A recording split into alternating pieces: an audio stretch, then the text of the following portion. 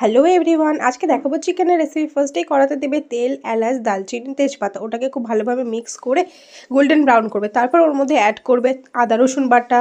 তারপর ওটাতে ভালোভাবে মিক্স করে ওর মধ্যে দেবে লঙ্কা গুঁড়ো, হলুদ গুঁড়ো, জিরে গুঁড়ো। ওর মধ্যে খুব ভালোভাবে মিক্স করে ওর মধ্যে অ্যাড করবে নুন, টমেটো।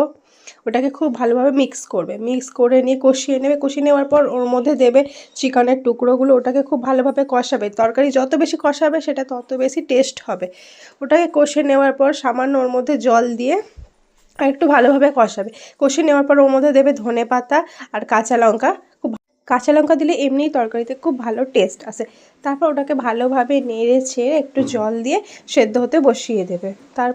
তারপর চাপা দিয়ে ভালোভাবে সেদ্ধ করে নেওয়ার পর ওটাকে নেড়ে একটু গরম মশলা উপর থেকে ছড়িয়ে সার্ভ করবে। দেখে নাও চিকেন কষা আমাদের কেমন হলো। দেখা হচ্ছে নেক্সট ভিডিওতে। ওকে, বাই।